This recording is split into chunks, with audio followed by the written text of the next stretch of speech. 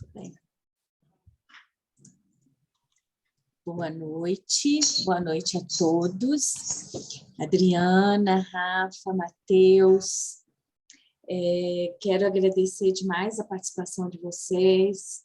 Quero agradecer também a vocês todos, nossa audiência que está aqui mais uma vez, nos apoiando e fazendo com que o PMI encontre um espaço, né, de voz junto à comunidade e possa trazer, né, assuntos de relevância. Nós aqui, essa plataforma nossa Conexão Gov, ela conta com 4 capítulos, apoiando fortemente as nossas ações de levar conhecimento à comunidade de uma maneira geral. Então, Rio Grande do Sul, DF, Ceará e Sergipe. Então, isso é uma parceria bacana. Todos voluntários. Luana, muito obrigada, né? Nossa moderadora. Quero agradecer vocês que fazem as coisas acontecerem, né? Matheus, Luana, Rafa. Gente, é um prazer muito grande vocês aqui. 2021 foi um ano de grandes progressos e conquista para a comunidade do PMI como um todo, né? E nós aqui, PMI-DF, tivemos a honra de sermos alçados a capítulo do ano, mundialmente reconhecido pelas nossas iniciativas e ações, né? E isso, assim, é muito bacana, porque a gente sabe que sozinho a gente não faz nada. Então, a expansão da nossa comunidade se dá justamente pelas parcerias junto com os outros capítulos e com os nossos voluntários, né? Nossa comunidade se comprometeu com mais de 100 mil horas de serviço em apoio aos objetivos de desenvolvimento sustentável das Nações Unidas, como parte da campanha Horas para o Impacto. Então, gente, é muito bom poder estar falando aqui, abrindo o nosso ano, falando sobre sustentabilidade. Então, é com grande prazer, né, que estamos aqui hoje recebendo a Adriana, que vem trazer grande inspiração para a gente, que o nosso serviço público consegue, né? A gente consegue fazer acontecer, a gente consegue olhar o tanto que isso é importante. Então, eu não vou me alongar, né? O assunto é muito abrangente. Uma boa noite para todos nós e, mais uma vez, muito obrigada a participação de todos. Adriana e Luana, com vocês.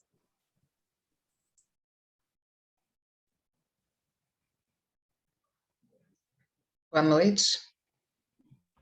Boa noite, Adriana. Vou fazer uma breve apresentação do seu currículo. A satisfação em ter conhecido com você ontem no alinhamento, trocar a ideia e poder participar hoje desse evento.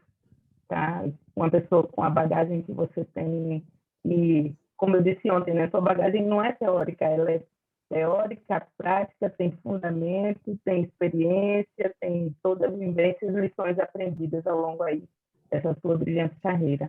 Tá? Pessoal, vou falar um pouco da nossa palestrante.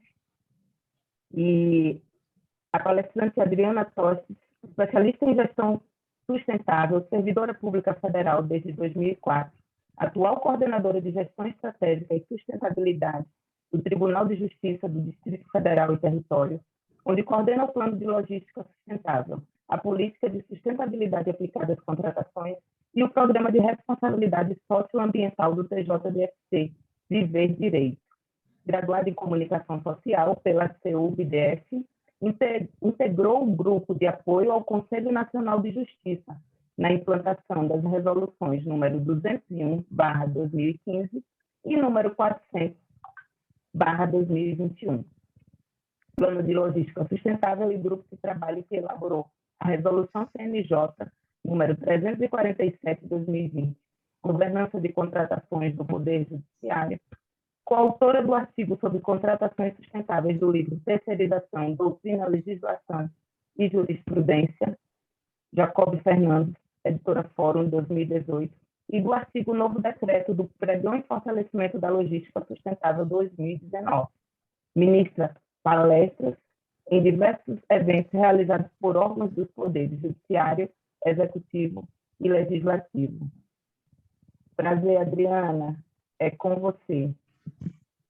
Prazer é todo meu, é uma alegria enorme estar aqui participando a convite do PMI. Eu ontem já falei para vocês, eu sou uma servidora, sou uma colega de todos, né?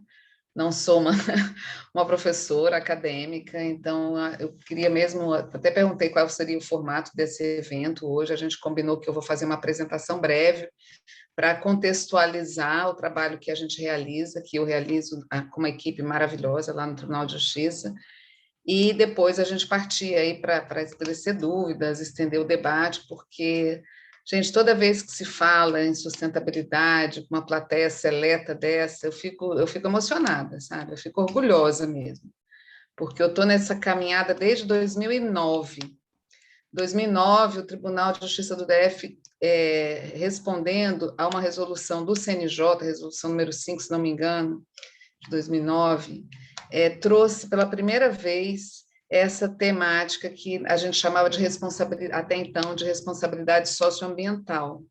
E eu pude integrar um grupo que foi avaliar como que o Judiciário do Distrito Federal lidava com essas questões de impacto no meio ambiente, de consumo responsável, de inclusão social. E ali meus olhinhos começaram a brilhar e estão brilhando até hoje, então espero que ao final da minha fala de hoje vocês saiam com os olhinhos brilhantes, a cabeça borbulhando de vontade de fazer coisas que tragam efetivo resultado ao cidadão, né?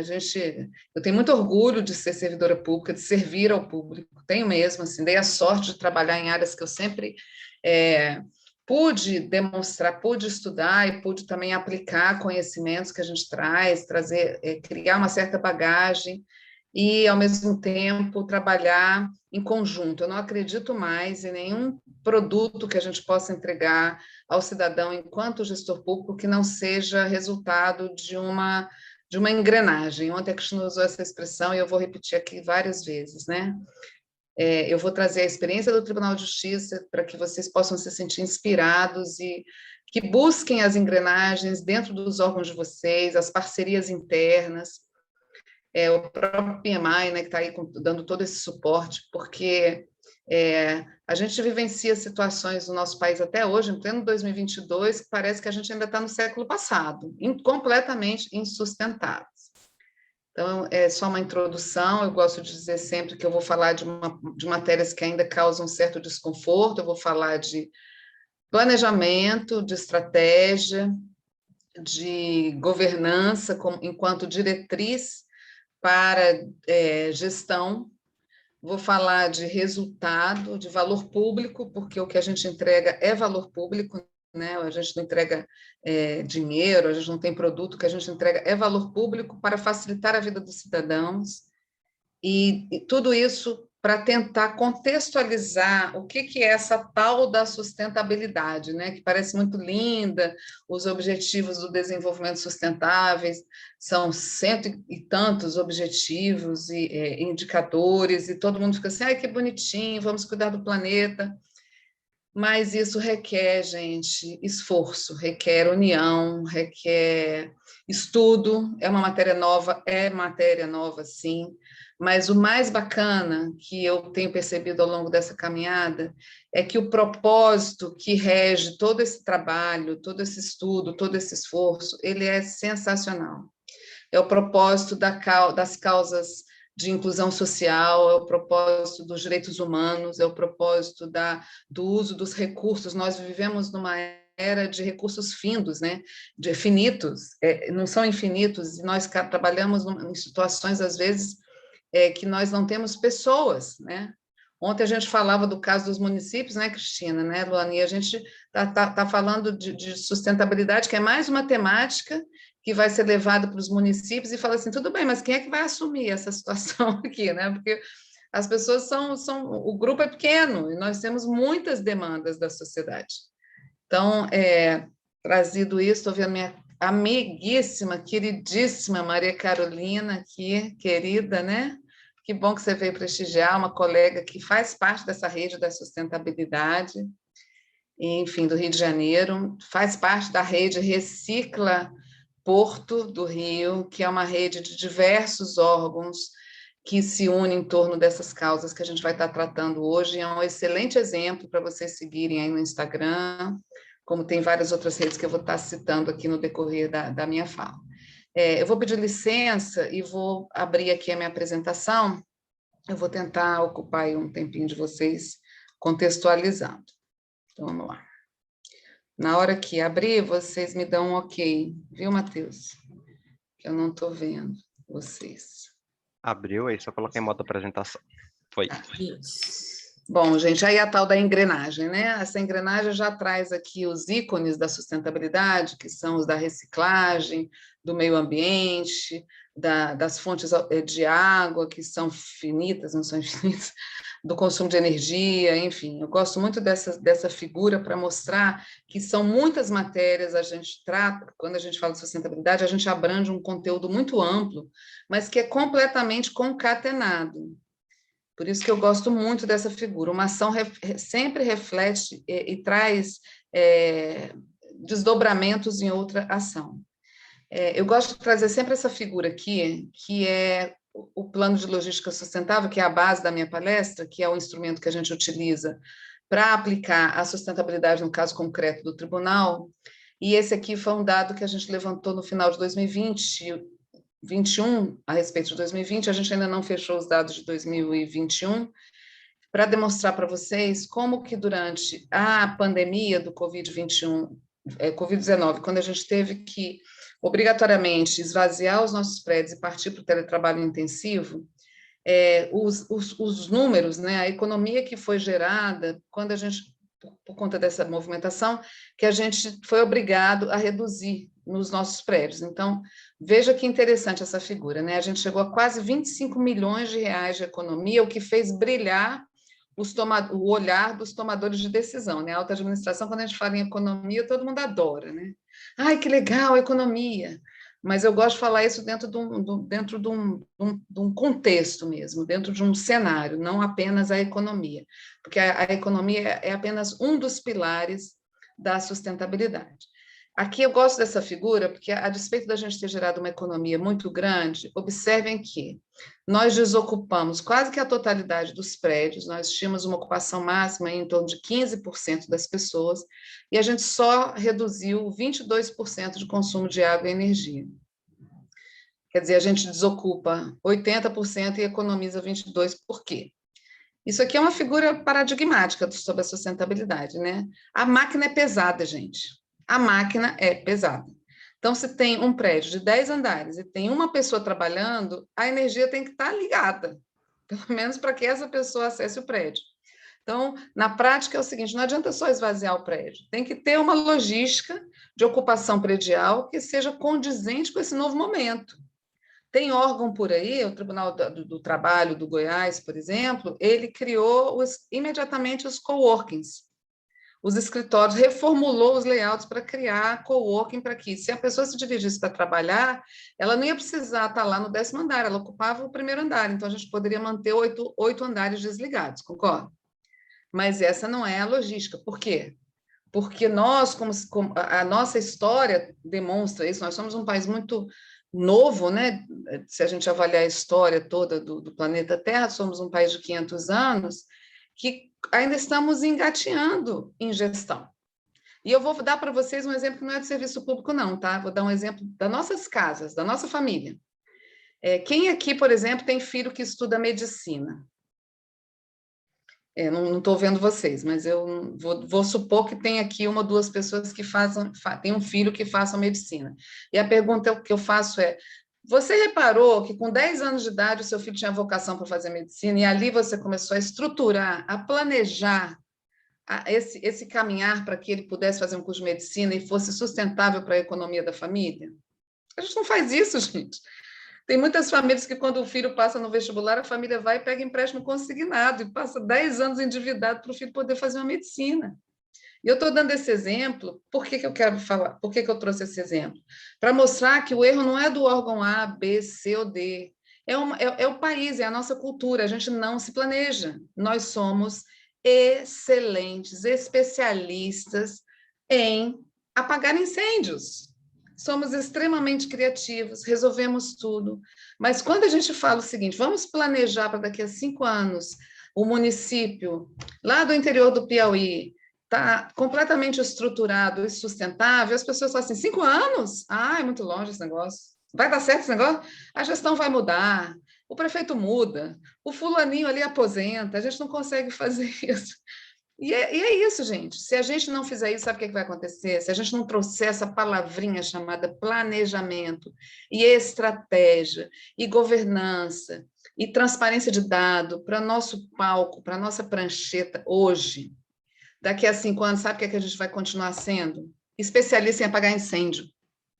Com um detalhe, com menos pessoas, porque a tendência é a gente ter cada vez menos pessoas, né, disponíveis, porque concursos são mais difíceis, angariar talentos é uma coisa que ainda é uma grande dificuldade em qualquer gestão. A tendência é que a gente tenha um orçamento cada vez mais enxuto, né? Então, veja bem, eu estou trazendo essa figura só para criar mesmo um monte de caraminhola na cabeça de vocês, para que a gente possa entender o contexto da importância de um plano, de um planejamento, de uma gestão que seja efetivamente sustentável. Veja bem outro dado aqui. Nós reduzimos apenas 14% do contrato de Service Desk, que é o atendimento de computador, né? Achei que razoável, porque a tendência é que as pessoas, mesmo em casa, elas demandem esse serviço. Então, esse é um contrato que se demonstra viável. Por que a gente trouxe apenas esses contratos aqui em relação aos mais de 100 contratos que nós temos? Porque o nosso plano de logística sustentável no tribunal, já há 4 anos, ele avalia, ele colocou como estratégia avaliar e monitorar os 20% dos maiores contratos em volume financeiro. E a gente trabalhando em cima desses 20% dos grandes contratos, a gente está falando de 18 contratos. 18 contratos que a gente quer transformá-los em contratos extremamente sustentáveis, isso é, contratos que tenham viabilidade econômica, que reduzam o impacto ambiental e que viabilizem e fomentem a inclusão social. São os contratos de terceirização, que são os de maior volume, né? Aí vamos lá, bens de consumo, correio, impressão e serviço gráfico, a gente só reduziu 13%, gente. Reduziu muito? Reduziu, mas poderia ter reduzido muito mais, né? E por que não reduz? Não é incompetência não, tá, gente? Ao contrário, há muita competência na gestão desses contratos. O que há é, mais uma vez eu repito, uma máquina pesada. A máquina pública, ela é pesada. Ela é pesada e ela é má pensada, sabe? Assim, ela não é tão bem pensada e revista para que a gente possa dizer que a gestão é sustentável. Gestão sustentável, na minha opinião, é aquela que a gente mantém as entregas aos cidadãos dos nossos serviços com a mesma qualidade ao longo do tempo, com cada vez menos custo, e eu falo custo que envolva, inclusive, pessoas e esforços, com menor impacto ambiental e com maior inclusão social. Resumidamente, eu poderia parar minha fala aqui, mas eu vou prosseguir. Eu só estou querendo mesmo instigá-los. Então, o que é o plano de logística sustentável no contexto da legislação? Ele é definido como um instrumento de gestão estratégica para direcionamento das ações institucionais de sustentabilidade e da gestão de contratações logísticas. Ah, mas você vai falar de contratação? Pensei que você ia falar de sustentabilidade. Gente, a forma como a gente contrata e consome é a forma que a gente demonstra objetivamente se a gente é sustentável ou não. Então, eu digo, faço marketing que a minha empresa, meu órgão é 100% sustentável e eu compro garrafinhas de água mineral, por exemplo. Isso é ser sustentável na prática? Não é. A garrafinha de água mineral ela é feita de um material extremamente poluente, produzido através do petróleo, ela gera um desperdício enorme, porque nem todo mundo bebe a garrafinha de água mineral, sendo que a gente pode pensar em várias soluções. Na hora de contratar água potável para as equipes que trabalham no órgão e para o público que eu vou atender, eu tenho que pensar numa solução que não necessariamente seja garrafinha.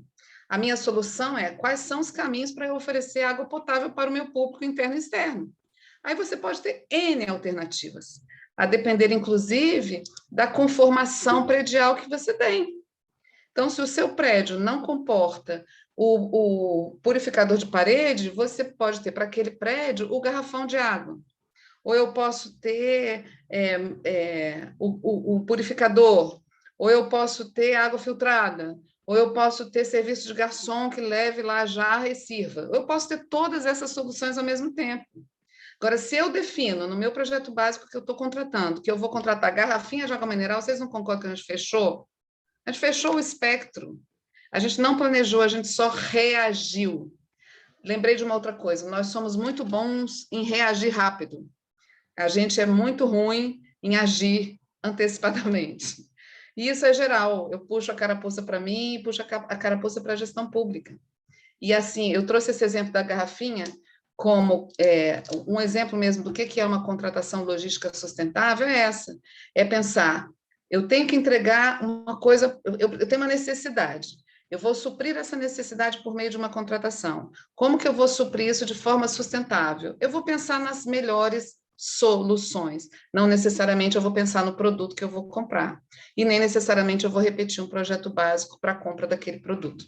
O que é a governança? A tal da governança, que agora também está na moda, né, gente? Eu vou tentar traduzir o que eu entendi de tudo que eu estudo dos órgãos de controle como Tribunal de Contas. Governança, apoio da liderança, planejamento estratégico, monitoramento de resultado para a entrega de valor público, para agregar valor público. Eu gosto muito de uma instrução normativa que o Tribunal de Contas tem, que do ano passado, que eles falam do modelo de auditoria que eles vão fazer por robô, né? Eles já têm inteligência artificial, então o Tribunal de Contas entra nos órgãos federais, não somente naquele mês do ano da auditoria, mas ele pode fazer essa fiscalização, digamos, esse monitoramento o ano inteiro, e o que eles querem saber basicamente é o seguinte: o que você planejou, o que você contratou, como que você fez a gestão de pessoas e como foi sua gestão de TI. Basicamente é isso. E a pergunta é, foi bem planejado? O orçamento foi alocado de acordo com o planejado? E os resultados estão sendo monitorados a contento? É só isso que a gente quer saber. Sendo que, muitas vezes, ainda, a gente faz aqueles relatórios, quem já não fez, né, gente? Aqueles relatórios de auditoria de 350 mil páginas, cheio de figurinhas e palavrinhas e números, e que os órgãos de controle não conseguem avaliar tudo por conta do volume e vão avaliar apenas por amostragem.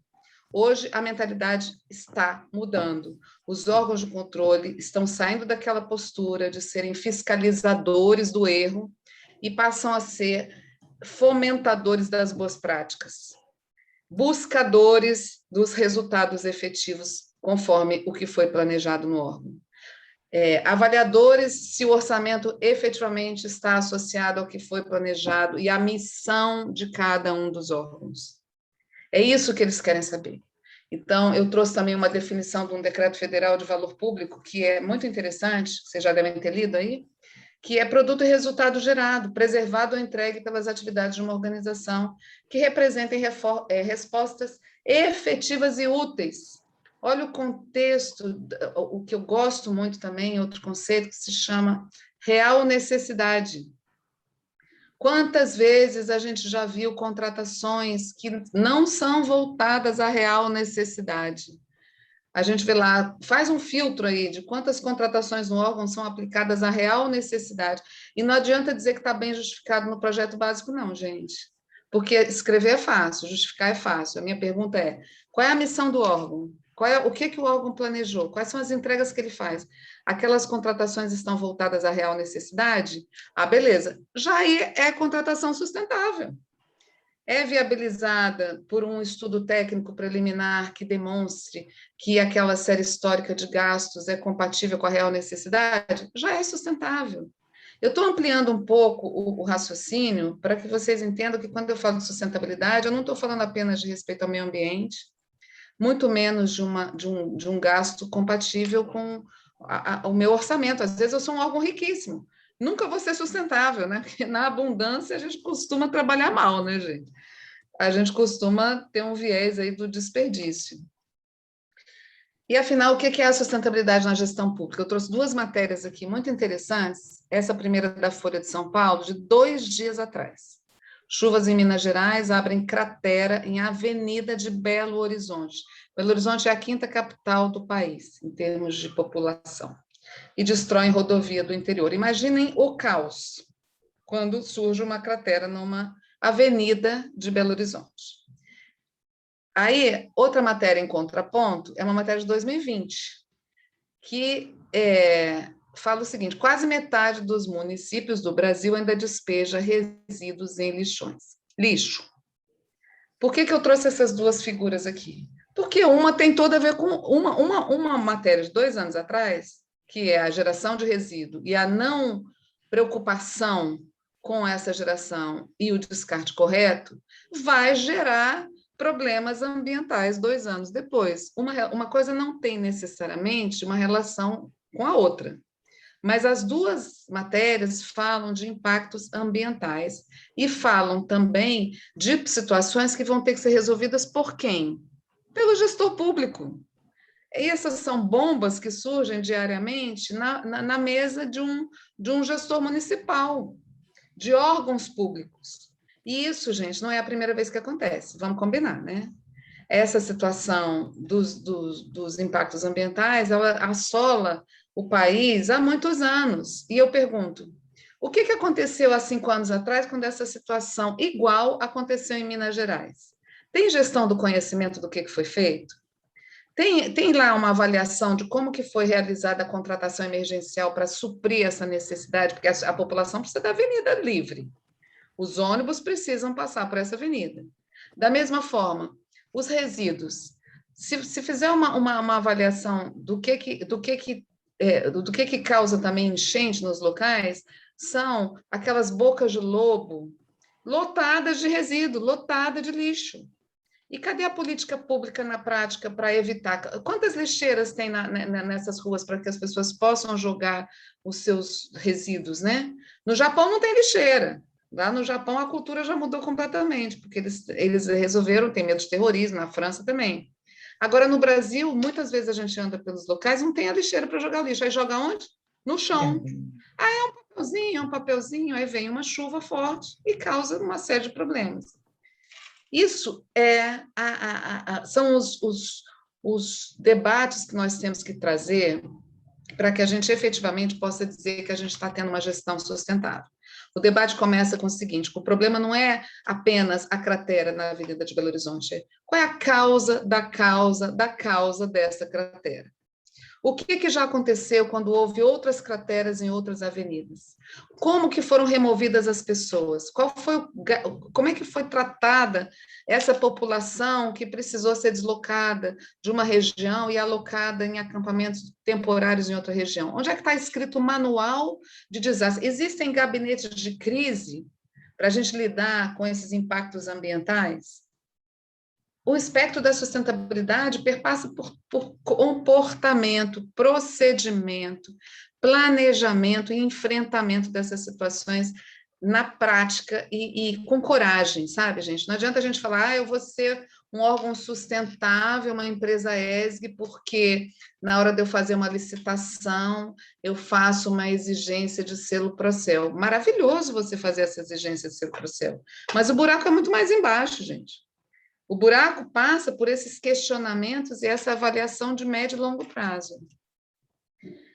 Uma coisa que eu quero compartilhar com vocês, eu não sei se todos conhecem a experiência do judiciário, é muito mais tranquila a experiência do judiciário, né, gente? São 92 tribunais em todo o Brasil, tribunais estaduais, eleitorais, do trabalho. Então, quando o CNJ, que é o nosso órgão de controle superior, ele traça as diretrizes, além de ser obrigatório para a gente, na hora de fazer o monitoramento do resultado é muito mais rápido, muito mais fácil. Mas eu gosto do que o executivo, por exemplo. Mas eu gosto de trazer essa experiência como uma excelente prática do judiciário, que pode ser replicada a nível estadual.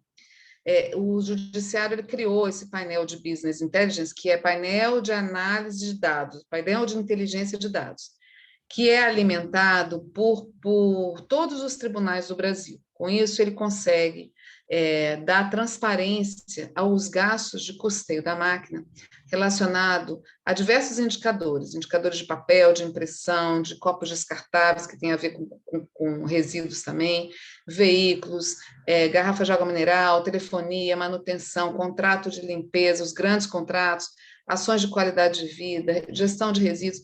Isso aqui tá no portal do CNJ, coloca painel plano de logística sustentável. Luana, eu acho que você quer falar alguma coisa, eu vi a sua mãozinha.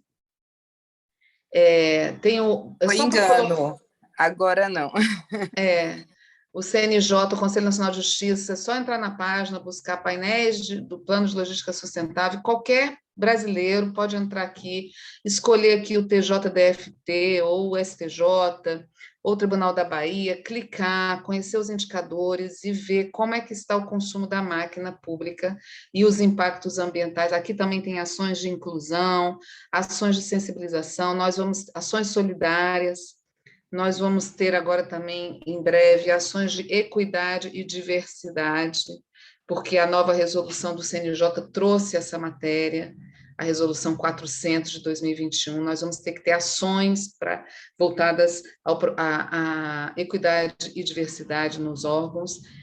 Nós vamos ter também controle da emissão de gás carbônico. Então, esse painel aqui ele é super interessante. E se o executivo tivesse isso, seria fenomenal, até para parametrizar, né? Aqui, por exemplo, vou dar um exemplo para vocês do que é a inteligência de dados. Eu participei da construção de todo esse projeto, nesse caminhar aí, esse painel, ele nasceu, se não me engano, em 2017, a partir da resolução de 2015. E olha que interessante, gente, isso aqui é gasto com energia elétrica do Poder Judiciário, tribunais estaduais.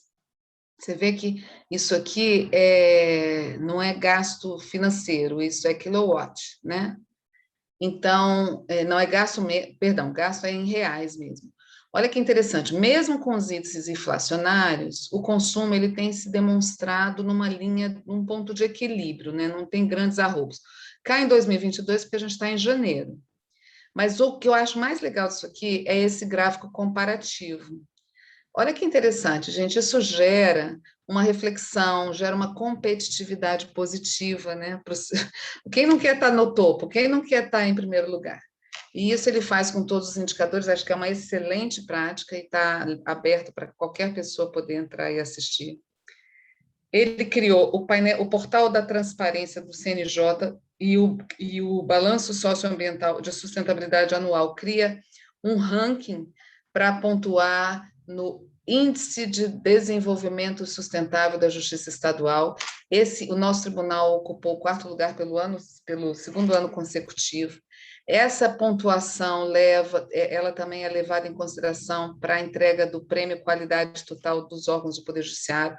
O TJ, ele hoje é Prêmio Excelência, foram 2 anos seguidos de Prêmio Diamante, e o índice de sustentabilidade pontua para isso, que é muito estimulante para que os órgãos realmente busquem adotar boas práticas de sustentabilidade.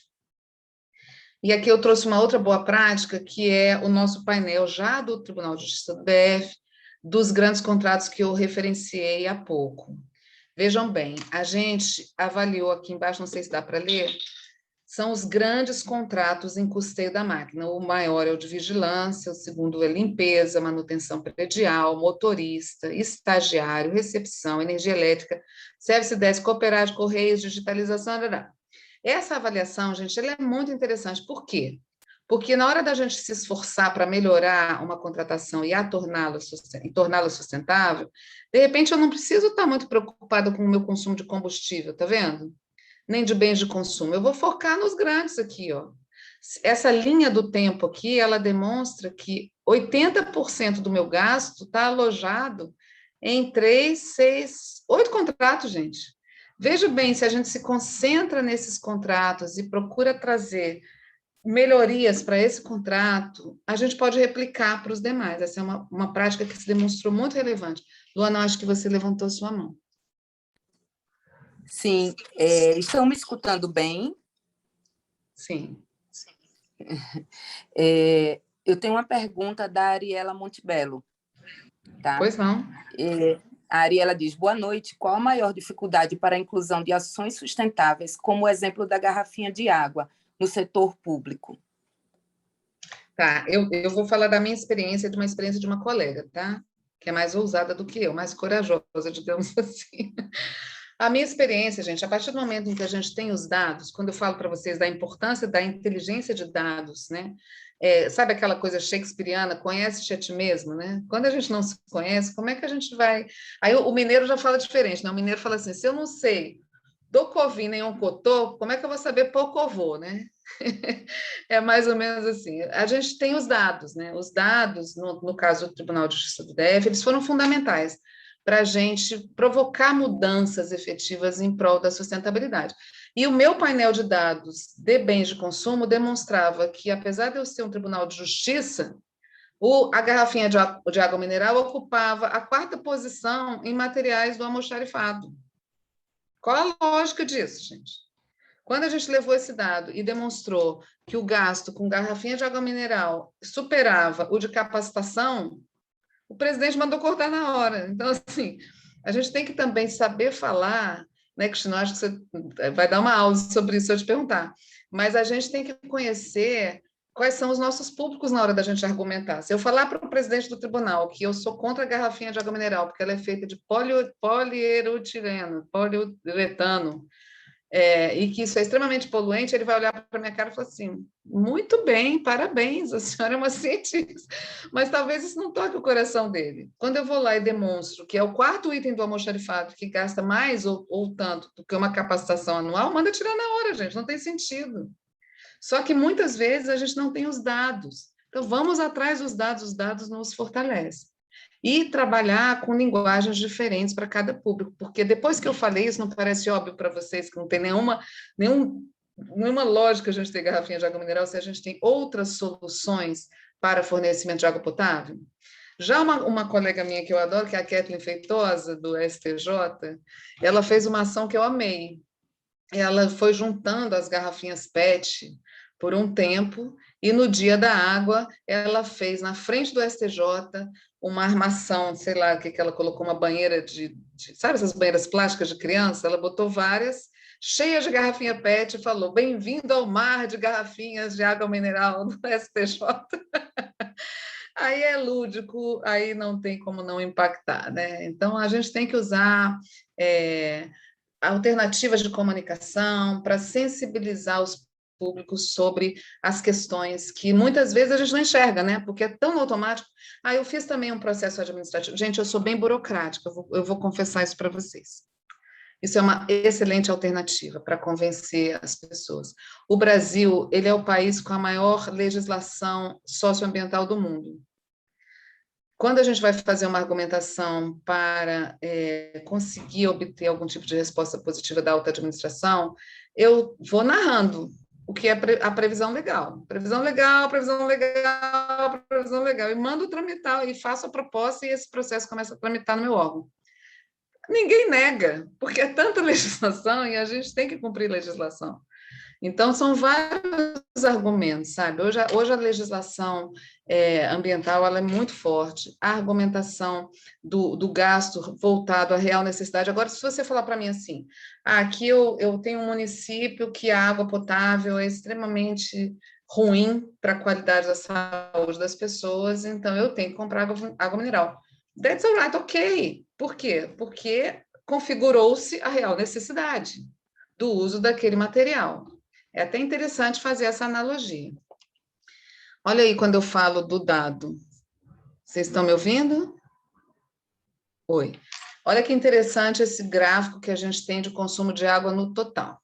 Nós vínhamos, desde 2010 até 2013, num crescente de consumo de água em metro cúbico, que se a gente não tomasse algumas providências, a tendência de gasto e consumo de qualquer empresa, e mesmo dos órgãos públicos, é sempre de aumento. Vai aumentando. Já em 2013, já existia uma outra resolução do CNJ que mandava a gente avaliar o nosso consumo de água. Quando foi em 2015, veio a resolução e a gente implementou o PLS.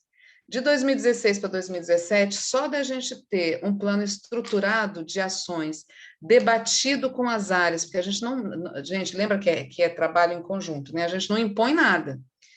As unidades que têm o expertise de suas matérias, a gente é parceiro, nós buscamos parceria, ouvimos essas unidades, levamos essas demandas para a alta administração por meio de comitês de governança, e o feedback é a diretriz, é a bússola para que as áreas possam atuar. Nesse aspecto, eu defendo o plano de logística sustentável, porque ele traz as diretrizes, faz o monitoramento e demonstra o resultado. Quando foi em 2018, olha que interessante, nós adotamos uma ação junto à concessionária de água local, que são os hidrômetros digitais. Isso daqui é interessantíssimo, é um caso que demonstra bem como o Estado não trabalha de forma sinérgica. Hidrômetro digital é um aparelhinho que custa R$ 89,00, que é colocado lá no relógio e que ele tem um acesso a um sistema, um app, né, de computador, e que ele demonstra o consumo, o comportamento do consumo de água naquele prédio em tempo real. Isso é, se tem um vazamento de água, uma caixa d'água que explodiu e tal, que estourou, ou alguém esqueceu uma torneira ligada, o hidrômetro vai estar funcionando de madrugada naquele dia, a área de engenharia ou de manutenção vai lá e vai fechar o hidrômetro. Se eu não tenho hidrômetro digital para me informar isso em tempo real, eu vou esperar o final da conta do mês, que vai vir uma conta absurda, para, de repente, ir atrás de um vazamento de água de uma das edificações. Às vezes, é um órgão que tem 10, 20 prédios e a conta, às vezes, é uma só. Lindo, né? Oba, solução do planeta, hidrômetro digital, ele é baratinho, ele é eficiente, ele é eficaz. Pergunta se as concessionárias querem dar isso para os órgãos. Concessionária é público-privada, entendeu? Olha que loucura. A gente, para conseguir isso, foi uma luta. E tem órgão no DF que ainda não consegue. Aí, quando o que aconteceu? Em 2019, eles fizeram uma nova licitação para eles contratarem os hidrômetros digitais. Nós ficamos sem os hidrômetros. Eles alegaram que estavam com problema. Olha como aumentou o consumo. Foi incompetência nossa? Não. Foi uma forma não organizada de lidar com vazamentos. Se eu não tenho a resposta, se eu não tenho o dado, olha aí o dado novamente surgindo para me ajudar a ter um bom planejamento, uma boa gestão. Quando foi em 2020, o teletrabalho intensivo trouxe uma queda no consumo enorme, mas, de toda forma, o que eu acho interessante é essa curva decrescente de consumo de água num órgão como o nosso. Se a gente comparar o nosso consumo de 2019 com o consumo de 2013, eu tenho o mesmo número de prédios, eu acho até que a gente inaugurou 2 prédios nesse período, e eu tenho uma gestão melhorada e mais sustentável desse item, água. A água que vai fazer falta para o planeta um dia, né? Aqui são os bens de consumo, material de escritório. Olha que interessante, antes do plano de logística sustentável e antes dos processos eletrônicos, havia uma tendência de aumento que era praticamente inercial. Sabe, aquele tipo de contratação que não há muito planejamento, fala assim, bota mais 10% aí no ano que vem, bota o valor inflacionário para a gente consumir, vamos atendendo as demandas que vão surgindo sem planejar. Quando a gente implementou os processos eletrônicos, obviamente os bens de consumo, e aqui eu estou falando de papel, de plástico, de pasta, eles tiveram uma queda, uma tendência de queda, e o plano de logística sustentável botou uma lente de aumento maior na avaliação desses itens. Nós lançamos o materiômetro é uma boa prática, super interessante, a partir desses painéis de business intelligence, ou mesmo de controle em Excel, ou mesmo de outro sistema, cada uma das unidades recebe um relatório mensal com o consumo que ela demandou, o custo da fatura e a comparação dela, o ranking dela com outras unidades. É trabalhoso? É. Mas sabe o que é mais trabalhoso? É colocar na mão de uma única pessoa, que é gestor do contrato de almoxarifado, essa responsabilidade. Quando a gente faz o materiômetro, a gente compartilha a responsabilidade com quem consome. Não fica só com quem está planejando e com quem está contratando. Quem consome tem que ter responsabilidade sobre o consumo também. Foi uma prática excelente.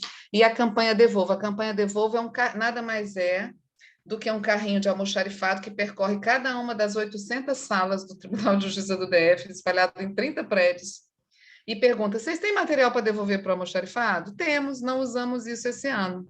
Devolve e isso retorna ao catálogo do almoxarifado. Ah, gente, tem uma portaria interna que eu adoro, que a gente adoro mesmo. Tem um kit escritório. Cada unidade tem direito a um kit. Um grampeador, uma régua, tantas canetinhas, recebe uma vez por ano. Para ela, 10 resmas por semana, porque ainda tinha processo físico, e se ela quer pedir mais material de almoxarifado, ela tem que justificar por e-mail. Novamente a figura dado, gestão, planejamento, governança, gestão e corresponsabilização sobre consumos e tal. Chegou num ponto, gente, que a gente pôde contratar o tal do almoxarifado virtual, é o on demand, né?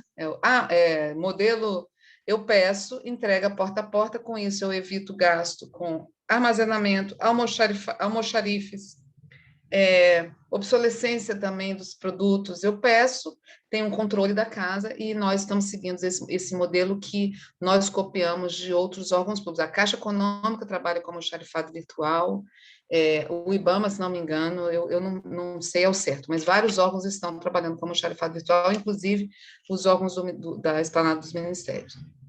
Trouxe aqui a boa prática, que é o almoxarifado virtual, e o MobJus, que é uma boa prática também que a gente tem, que é o modelo de uberização, né? Nós não temos para transporte de serviço, nós temos licitamos um aplicativo, e o gasto caiu bastante, ainda que a gente tenha uma frota própria grande ainda, que é um problema que a gente tem que lidar com isso, que é questão de segurança dos magistrados, não dá para abrir mão de uma frota grande que a gente tem, mas nós já terceirizamos manutenção, já terceirizamos combustível, nós já mudamos, sabe aquela coisa, vamos mudar o modelo de negócio em prol da sustentabilidade? A gente leiloa veículos que caem, que perdem a garantia, e a tendência é cada vez mais usar o MobJus.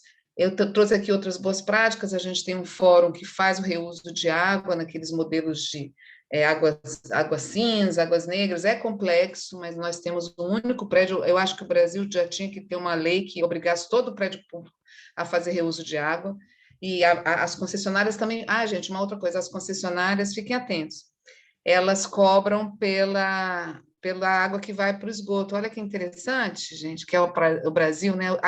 Deus gera a chuva, né? São Pedro, a gente usa a água e quando isso vai para o esgoto, a gente tem que pagar, porque é tratamento de esgoto também.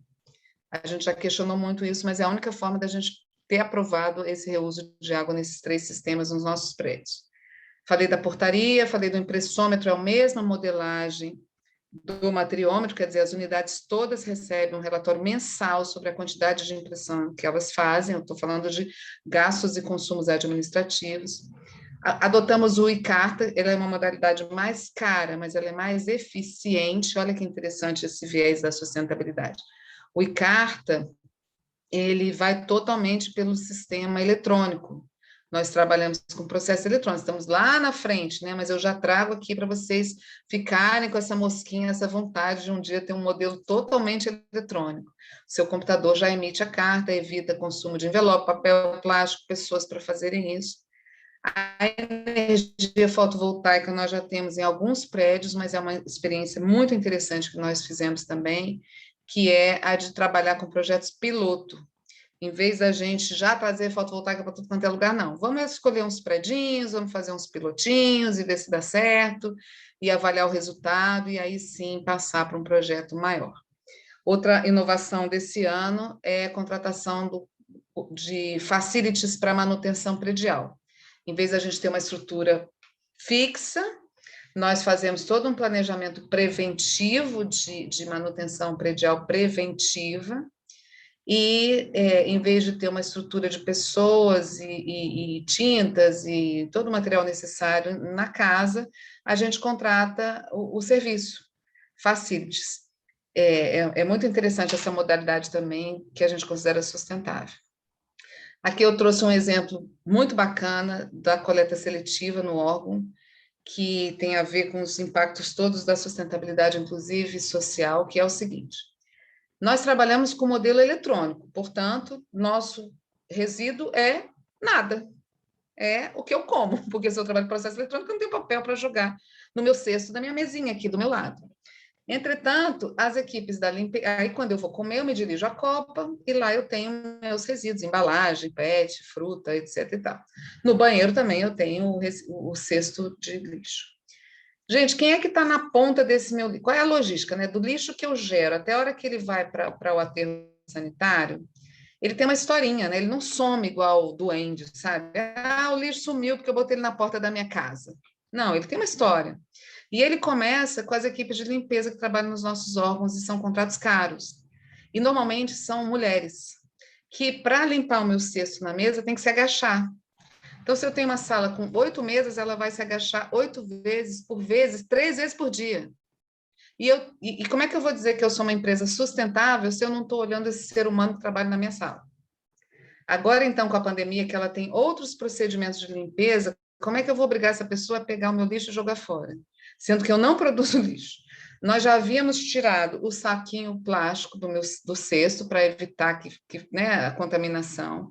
Nós já havíamos tirado, cortado os garrafões, está vendo que é um lixo maior para colocar em cada uma das salas, e a gente resolveu retirar todos os cestos. Como que eu não tenho cesto da minha mesa de escritório para jogar o meu lixo? Gente, o chororô foi de 4 pessoas. Eu estou falando de 8.000 servidores. Mas nós fizemos todo um trabalho. Essa pessoa que está aqui do meu lado é uma juíza, diretora de um fórum.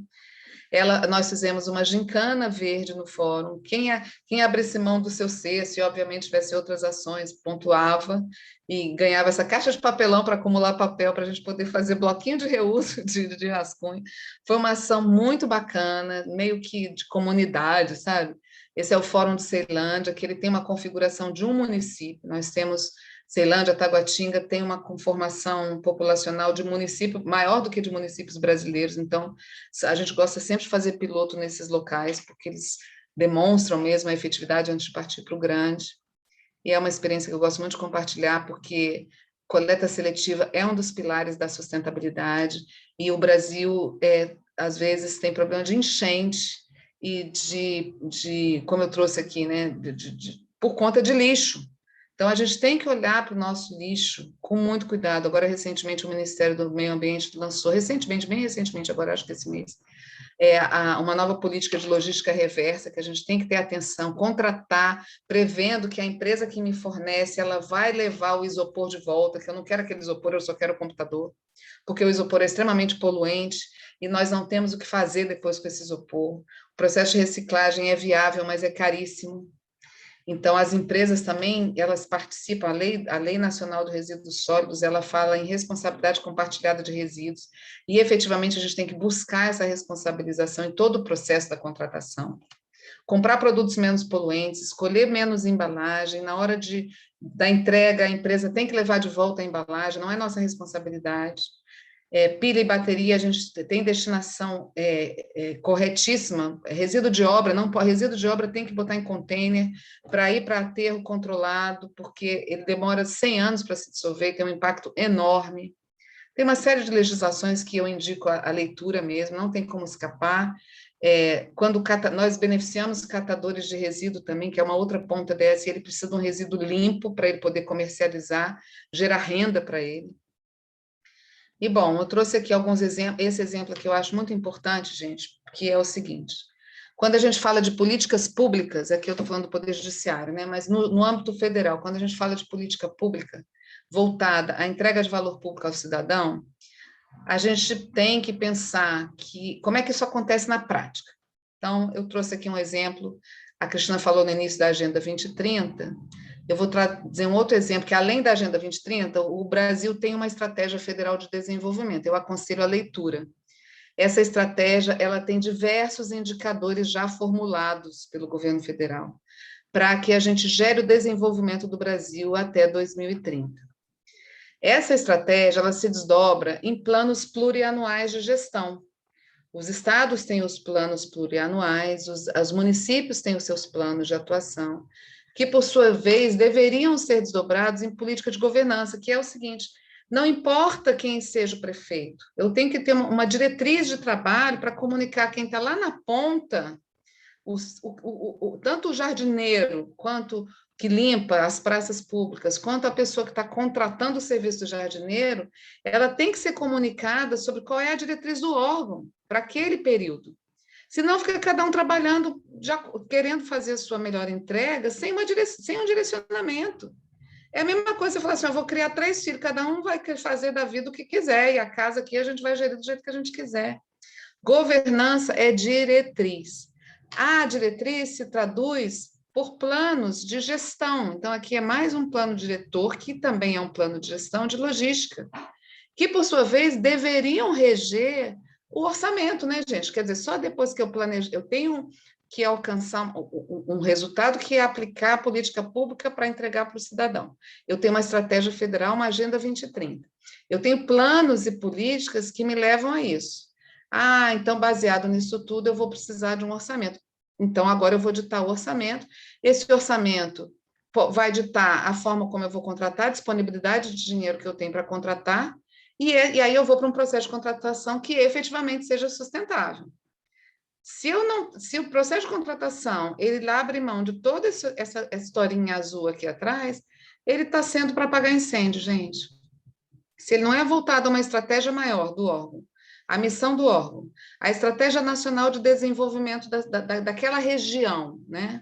Ou daquele município, daquele estado, se ela não é associada a um plano plurianual, quer dizer, não se sabe exatamente quem faz o quê, quem compra o quê, qual a área, não se sabe a missão, a tendência é que eu gaste mais dinheiro, que eu tenha um orçamento que seja inadequado e que eu tenha um processo de contratação completamente insustentável.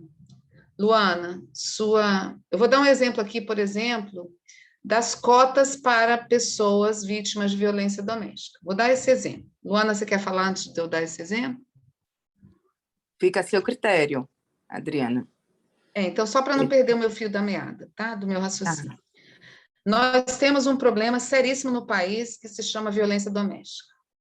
Temos hoje, segundo o IBGE, mais de 50% dos lares providos por mulheres.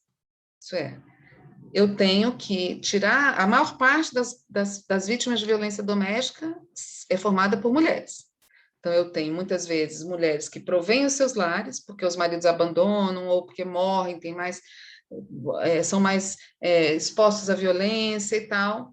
E qual é a política pública que eu tenho para valorizar o papel da mulher e o empoderamento dessas mulheres que sustentam as suas famílias?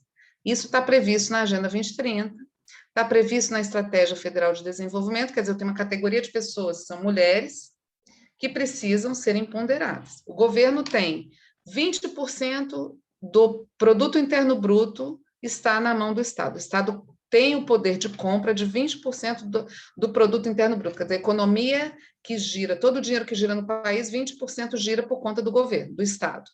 Eu vou usar o meu poder de governo, posso fazer um plano plurianual que inclua ações para mulheres, para o engajamento, para o empoderamento de mulheres, faço determino diretrizes claras para que os nossos contratações logísticas, isso é, de custeio da máquina, né, recepção, limpeza, vigilância, motorista, sei lá, almoxarifes, tenham cotas para mulheres, afinal de contas, o IBGE está dizendo que é igual a igual, então, às vezes até mais, por que eu não posso criar cotas para mulheres? E cotas para mulheres de violência doméstica, como já prevê a nossa nova lei de licitações deste ano, do ano passado, 2021, que vai entrar em vigor até 2023, aí eu posso criar orçamento para que eu contrate essas pessoas, faça um plano prevendo essas cotas, e aí eu parto para o processo de contratação, que é um processo que vai prever vagas para mulheres vítimas de violência doméstica, e assim eu atendi a política pública, foco na entrega do cidadão. Eu vou falar a mesma coisa com relação à inclusão de pessoas com deficiência, eu vou falar a mesma coisa com inclusão de raça, equidade, diversidade, vou falar a mesma coisa com relação a consumos que são de água e energia e de impressão e de, sei lá, outros contratos todos. Eles têm que ser voltados à entrega do cidadão, à real necessidade do cidadão. E é por isso que a portaria do Ministério da Economia, SEGES-ME 8678, coloca que a governança de contratações no âmbito da administração pública, no caso federal, ela inclui os planos de logística sustentável e inclui essa linha de raciocínio. Luana, com você. Adriana, só uma observação que eu queria fazer para os participantes. Quem não leu o chat, eu deixei lá uma mensagem dizendo que quem quiser se pronunciar é só clicar na função levantar a mão, e a Adriana, assim que tiver disponibilidade, irá interagir, ou quem não quiser interagir ao vivo, pode deixar sua mensagem lá no chat. Então, tenho aqui já a mensagem de alguns participantes aí para você, Adriana. Pode falar, estou à disposição.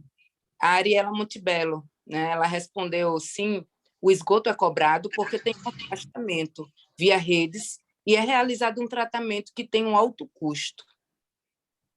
Adorei, Ariela, que bom. Eu sou provocativa, eu trago algumas questões, porque a gente não sabe disso, né? A gente pouquíssimo se interessa para o que acontece depois do lixo foi embora, né? Foi para as empresas de saneamento básico, e tudo bem, acabou. Não, gente, não acabou, não, tem custo do Brasil disso. Então, quando eu falo, olha que absurdo, eles estão cobrando o tratamento da água da chuva, é mais para provocar mesmo, tá bom? Vamos lá, Luana. O Juliano Ferreira falou, pessoas, um dos pilares da sustentabilidade. Pessoas, exatamente. Aliás, um dos pilares da nossa vida na Terra, né, gente? O ser humano, ele é o que motiva muita coisa nesse planeta. Então, quando a gente fala Agenda A3P do Ministério do Meio Ambiente, ela coloca qualidade de vida no ambiente de trabalho e ações solidárias, as políticas do judiciário também, e as pessoas falam assim, nossa, mas o que tem a ver? Você está falando de economia e vai falar de solidariedade, de qualidade de vida?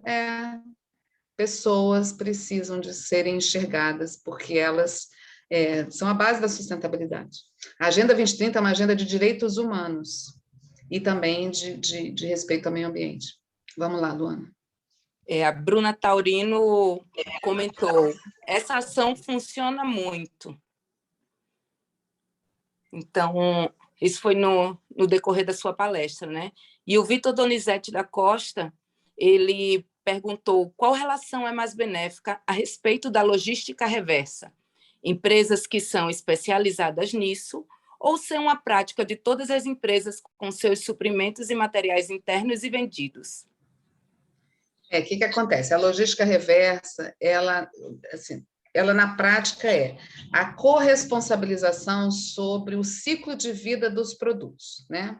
Então, a empresa que fabrica, ela tem que ter responsabilidade sobre os materiais que ela vai utilizar na fabricação, de forma que esses materiais não gerem danos à saúde. Lembra? Quem aqui é da época que criança comia brinquedo e ia parar no hospital porque tinha muita química, né? Na minha época isso acontecia. Então, existe uma responsabilidade lá na produção. Existe uma responsabilidade da matéria-prima na extração. A extração tem que respeitar, tem que reduzir o impacto ambiental, não pode ter mão de obra escrava, tem uma série de requisitos na produção daquele item. Aquele item ele vai para o mercado para ser consumido. Então, o transportador tem responsabilidade, o revendedor tem responsabilidade, o consumidor tem responsabilidade e o Estado tem responsabilidade, porque ao final da vida útil do produto, o consumidor vai ter que ter uma área para levar o seu produto, por exemplo. Então, celular. Hoje a gente já sabe que quando meu celular fica obsoleto, eu levo em alguns pontos e entrego, porque ele tem uma série de itens que são extremamente nocivos à saúde, na sua composição. Alguns itens da nossa cesta de produtos brasileiros já têm uma organização no Ministério do Meio Ambiente para denominada logística reversa. Sabe quantos itens, gente? 6. Pense. Hoje, o Estado brasileiro conseguiu negociar com a cadeia de produção nacional a obrigatoriedade da responsabilidade das empresas em garantir a logística reversa de pilha e bateria, óleo lubrificante e outros produtos de posto de gasolina, lâmpada fluorescente. Alguém me ajuda aí, gente, eu não vou lembrar de todos. Mas faltam materiais eletroeletrônicos e só. Quer dizer, pega aí no seu dia a dia o que você consome e fala assim, no final da vida útil, fala assim, o que eu faço com esse batom? No final da vida útil desse batom, onde é que eu jogo isso para que eu respeite o meio ambiente e que isso volte para a cadeia produtiva? Não tem. É uma construção, há um esforço enorme em relação a isso, mas nós, enquanto Estado, a gente tem que estar atento para verificar todos os nossos contratos nos quais a gente pode aplicar, sim, a logística reversa. Então, eu dei exemplo, por exemplo, do isopor. A gente, toda vez que troca impressora e computador, vinha aquele monte de isopor na embalagem para mim. E aí era eu, com a minha equipe, que tínhamos que nos responsabilizar com a destinação correta desse isopor. Isopor é reciclável? É, mas o processo é caríssimo e é complexo. Então, nós delegamos isso às empresas que nos fornecem. Olha, no contrato, quando você vem entregar para mim, você leva esse isopor de volta. E isso pode acontecer com vários outros itens que a gente recebe, entendeu? Adriana, o Vitor Donizete da Costa, ele complementou, até pelo baixo número dessa obrigatoriedade, acredito que estão crescendo empresas especialistas em trabalhar com este produto no final da vida útil. Exato. Cabe a gente, construir essa história da sustentabilidade no Brasil, sabe? Cabe a gente. Lembrando do nosso poder de compra, do nosso poder de negociação com os nossos fornecedores, com ética, com transparência, mas principalmente pensando no desenvolvimento nacional sustentável. Porque é assim, é uma ação de cada um, sabe? Vai formando uma cadeia. Então, por exemplo, vou dar outro exemplo, coleta seletiva. Às vezes, numa prefeitura ou num estado, não tem uma cooperativa que tenha condições de fazer a coleta seletiva, porque o caminhão é caro, porque o combustível é caro, o que ela vai coletar não compensa. Junta vários órgãos. Por que os órgãos não se juntam e eles mesmos determinam uma área para que eles despejem, como se fosse uma central de coleta? Sabe, um posto de coleta, de forma que a cooperativa, em vez de coletar de um único órgão, colete de todos. Isso eu estou falando que eu não inventei, nem sou tão criativa assim. Isso foi uma experiência do Judiciário e de alguns outros órgãos no estado do Pará. Em Belém, eles fizeram isso. Foi sensacional. Eles criaram uma área de disposição de resíduos de órgãos públicos. E aí, com isso, fortaleceu as cooperativas e tornou viável essa logística, né, de materiais recicláveis. Agora, outros são químicos perigosos, requerem uma certa especialização. Lembrei de mais um item que tem coleta. Pneus automotivos. Também tem uma organização de logística reversa grande. Fala, Luana. O Rafael Faria fez um comentário e aí ele falou, né, a economia sustentável. O comentário que ele fez. A Zoraide Silva falou, boa noite, acredito que medicamentos também têm legislação específica para o descarte. Obrigada, Zoraide. Obrigada aí, porque vocês vão me ajudando. É muita informação, mas às vezes dá uns branquinhos. E o Vitor Donizete da Costa, ele comentou, verifiquei que no Reino Unido eles estão apoiando empresas que se especializam nisso, pois muitas vezes não é viável para a empresa que produz e vende fazer essa etapa no final, porque cada material / equipamento exige muitas vezes alto custo para fazer essa logística reversa. Perfeito, eu acho perfeita essa colocação, mas eu acho que isso é o futuro, sabe? Eu acho que a gente tem que assumir que tem custo tratar esgoto, tem custo tratar resíduo, tem custo tratar lixo, e a gente tem que fazer isso de forma clara, transparente e organizada, para a gente evitar, mais uma outra fonte aí de desvio de recursos, mas isso, a gente tem que enxergar que o lixo precisa ser cuidado, precisa ser tratado. Eu acho que em países desenvolvidos já há esse olhar, e aí esse custo é embutido. Eu quero lembrar sempre o seguinte, o Estado tem condição de transformar cidadãos, né? Porque a partir do momento que o Estado cria regras claras para os licitantes, eles passam a atender essas regras e passam a fornecer produtos de melhor qualidade. Isso aconteceu, por exemplo, com o Procel. Vou dar um exemplo. O Procel, quando o governo passou a contratar apenas itens elétricos com exigência de selo Procel, nós eliminamos, né, o Estado elimina do mercado aquelas empresas, vou usar uma expressão meio chula, sabe, aquelas xing-ling, que são extremamente poluentes, que causam... A gente teve um ministro aí na história do Brasil que morreu por conta de gás de ar-condicionado que não tinha qualidade. Então, quando a gente passa a fazer exigências de qualidade e de respeito ao meio ambiente nas nossas contratações, a tendência é que as empresas se fortaleçam e passem a fornecer para os cidadãos um produto de melhor qualidade. Acho que é uma tendência. Tá. O Adilson Pise quer fazer uma pergunta diretamente, Adriana. Oi, Adriana, boa noite. Luana, obrigado pelo espaço para a gente fazer a pergunta. Adriana, está ótima a explanação. Boa noite, Adilson. Está ótima a explanação. Obrigada. Eu gostaria de voltar um pouco nas falas iniciais tuas. Você falou no começo sobre a questão de governança, e aí em governança você colocou todo um pacote que envolve o alto nível da gestão, pensando em gestão estratégica e assim por diante. Aí eu queria te fazer uma pergunta. Eu olhei o planejamento estratégico, o mapa estratégico do TJDFT, tá?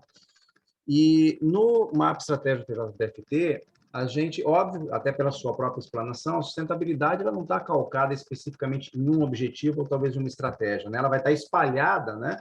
Deveria estar espalhada no conjunto dos objetivos e estratégias da organização.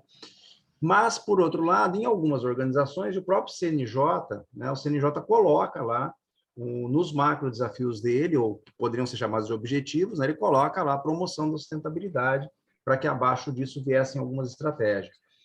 Como é que você percebe isso? Você entende que, eventualmente, seria importante ter alguns objetivos e algumas estratégias mais específicas sobre sustentabilidade, desde lá do planejamento estratégico, no mapa estratégico, talvez para poder fortalecer a ideia e o engajamento das pessoas através desse propósito mais bem entendido dentro da organização? Você acha que isso facilitaria também esse engajamento?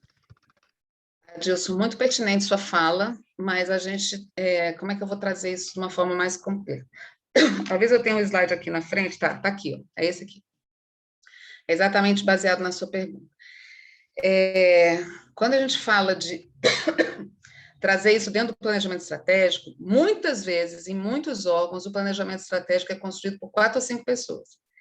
Ele não está no DNA da empresa, muito menos da gestão. Então, às vezes, junta lá 4 ou 5 especialistas, né, e debatem, tem os seus expertise, e faz aquele mapa lindo, maravilhoso. Eu entendo que a sustentabilidade, ela permeia todo o plano estratégico, ela permeia o orçamento, ela permeia a gestão de pessoas, ela permeia obras. É muito bonito, né? Todo mundo sabe qual é o propósito, vamos aqui fazer tudo lindo, maravilhoso. Mas e na prática? Na prática, como é que isso se dá? Então, pela minha experiência, o que eu te digo é o seguinte, a gente tem que ter normativo interno, sabe? Para definir especificamente, e aqui eu convido vocês a conhecer a política de sustentabilidade do Tribunal do ano passado também, em que a gente traz todas as dimensões da sustentabilidade aplicadas à gestão. Nós temos a própria legislação nacional, que é imensa. Eu defendo que tem que ter instâncias e comitês para que não seja...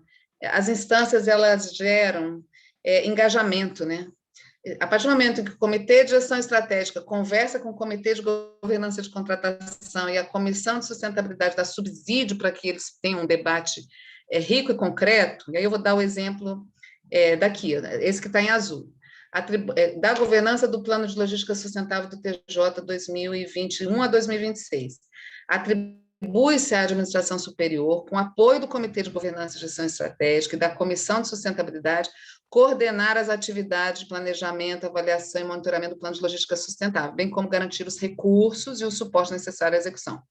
Primeira resposta que eu te dou é: Comissão de Sustentabilidade é formada pelos chefões. É por quem tem poder de decisão na casa. Se não, vira aquela comissão que fica debatendo tudo que é lindo e lúdico e lindo, maravilhoso. Não estou desprezando, gente, quem não é chefe ou chefe de setor, não estou desprezando. Só que quando a gente fala de sustentabilidade, a gente está falando de decisões que vão permear a administração por 5 anos. Então, não adianta eu, Adriana, Dils, Cristina, vamos aqui combinar. Não, tem que ser o seguinte, quem é o secretário de orçamento? Ele tem que estar no comitê. Gente, é uma comissão de 5 pessoas, tá? Chefe do orçamento, chefe do planejamento, chefe das contratações, sustentabilidade, diretor-geral. E, às vezes, chefe da predial, porque demanda muito contrato. Sabe quantas reuniões por ano? 3, 4, no máximo. Início do ano, avalia quais são as diretrizes, avalia os cenários, provoca os chefes, todo mundo que cuida desses indicadores para que eles forneçam dados em fichas, cadastrem aí o que vocês querem fazer, as metas que vocês estão sugerindo, as ações. Volta para a segunda reunião da comissão, que é em março. Aprova, desaprova, manda isso para 2026, isso aqui vai ficar em 2024, é muito ousado, é pouco ousado, mas aí quem está na ponta, trabalhando lá, fazendo a gestão do contrato de motorista ou de combustível, ele recebe o feedback da comissão, fala, você está no caminho certo, a meta que você propôs, a gente está de acordo, e você pode tocar essas ações, elas estão autorizadas. Olha que sensacional! Do que ele ficar o ano inteiro, especialista do jeito que ele é, provendo e sugerindo ações que, de repente, nunca vão ser aprovadas, porque está só na cabeça, na mesa dele. Aí a Comissão de Sustentabilidade faz um relatório, vai para a comissão, para o Comitê de Gestão Estratégica, e isso dá subsídio ao Comitê de Contratação. Parte 2. O Comitê de Contratação recebe uma demanda de contratação de facilities, que é essa contratação de demanda de manutenção predial. Isso já foi debatido lá no Plano de Logística Sustentável, olha que bacana. Por quê? Porque os membros da Comissão de Sustentabilidade são quase os mesmos do Comitê de Contratação. Mesmo que sejam ações diferenciadas, a alta direção da casa está trabalhando com informação, com dado, e, portanto, pode tomar decisões mais assertivas. Agora, isso eu estou falando num órgão que tem esse nível de organização, né, gente? Um órgão grande, isso num órgão menor é praticamente impossível. Mas a gente tem que trabalhar para isso. Por quê? Porque mesmo que seja um grupo muito pequeno, de 4 ou 5 pessoas, as decisões que eles vão estar tomando, se forem transparentes, se forem baseadas em dados concretos, vão subsidiar as próximas gestões, e a gente começa a amarrar a questão da gestão política. Quando a gente traz a técnica, e a gente traz os dados e a transparência, a gente tende, é uma tendência, a gente minimizar o aspecto político da tomada de decisão, que geralmente é catastrófico, geralmente é imediatista, geralmente é completamente insustentável. Não sei se eu estou conseguindo traduzir uma linha de raciocínio, que é essa. A gente, quando trabalha com planejamento, organização, dado, transparência, governança, a tendência é que a gente trabalhe com menos apagar de incêndios e trabalhe com mais efetividade, melhor entrega de resultado. Aqui, novamente, Cristina, a engrenagem que eu falei para vocês ontem, como é que funciona isso que eu acabei de falar? Nós temos o plano de contratações, que é coordenado pelo Comitê de Contratações. O comitê, esses debates levam a uma visão sistêmica do órgão, ele é baseado na série histórica de consumos, a avaliação de real necessidade. Essa fase aqui, essa engrenagem pequenininha, ela vem do PLS, do Plano de Logística Sustentável, que entra na engrenagem procurando suprir a necessidade de diretrizes aos grupos. Aos grupos que são melhores práticas, né, Adriana? Apontando melhores práticas, apontando diretrizes, fazendo gestão do conhecimento, falando o seguinte, sabe aquela M que você fez no ano passado? A gente não vai poder fazer esse ano. A gente tem que ter gabinete de crise, por exemplo. E o debate é um debate de alto nível, que avalia dificuldades e oportunidades de melhoria contínua, gente. A gente está num debate grande agora no tribunal, que é o seguinte, eu tenho uma estratégia nacional que visa o desenvolvimento sustentável. Estamos saindo de uma pandemia com desemprego no céu, né, nas alturas. Se todos os órgãos públicos resolvem reduzir os seus contratos por conta de teletrabalho intensivo, a gente vai gerar um caos social. Se eu mando embora todos os meus terceirizados, gente, os terceirizados param de comprar na quitanda do bairro, o dono da quitanda para de comprar no mercadinho, o dono do mercadinho para de comprar no shopping, a economia parou. Então, quando a gente fala, vamos pensar em estratégias para manter os empregos públicos dessas categorias de pessoas que foram muito impactadas por uma pandemia, eu estou falando de um pós-guerra que vai precisar de um planejamento, concorda? Então, a gente vai ter que sentar e conversar, nós vamos ter que avaliar isso dentro daquele quadrinho que eu falei para vocês. Qual é a estratégia do desenvolvimento nacional? É gerar emprego. O Estado tem o papel de gerar emprego? Tem, mas ele tem que fazer isso de forma inteligente, coesa, transparente, ética, governada, para também não virar um Estado que vai à falência rápido, né? Em prol de uma ação social, de uma justiça social. Não é esse o caso. É complexo. Eu não tenho as respostas. A gente está há 2 anos debatendo isso. Como que a gente vai minimizar esses impactos?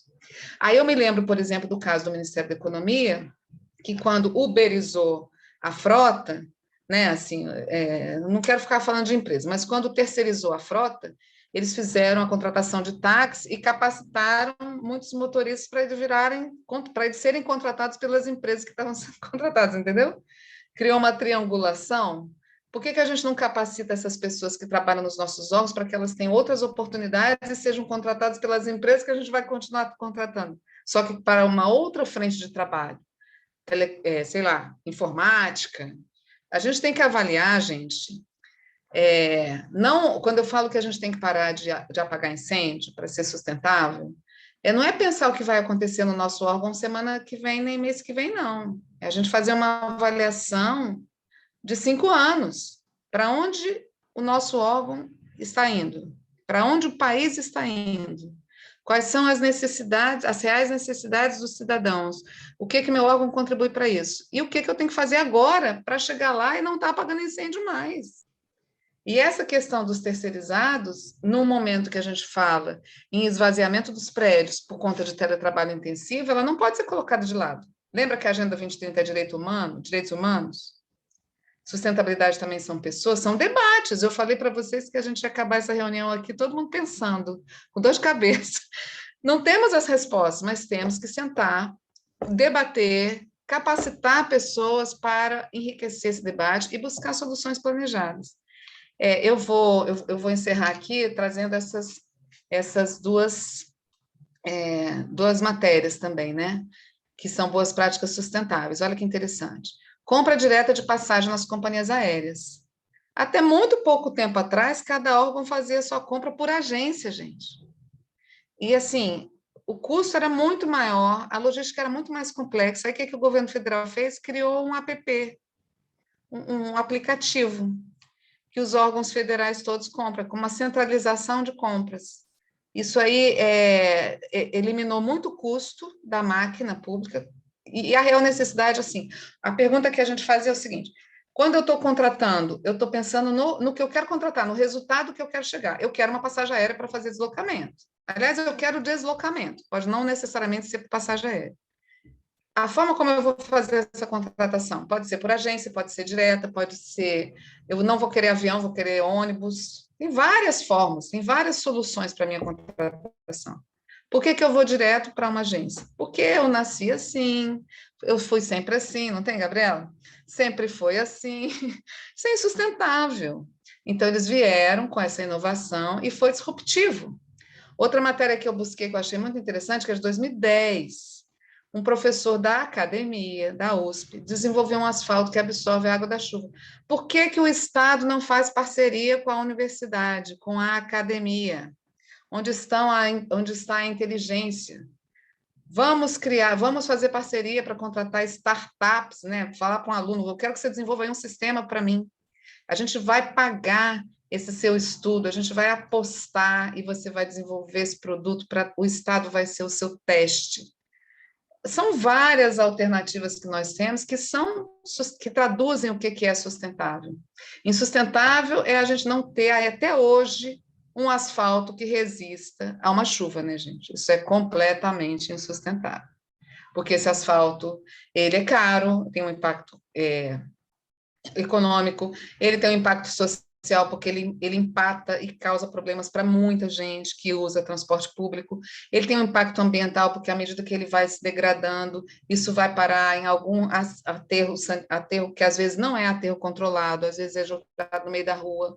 a gente já tinha que ter um asfalto que fosse resistente às nossas necessidades, para que o caminhão, que a gente tem um problema de escoamento de materiais que impacta na economia brasileira, e um dos grandes problemas dos caminhões é que eles passam por muitos buracos, então gasta mais pneu, e aí pneu é poluente.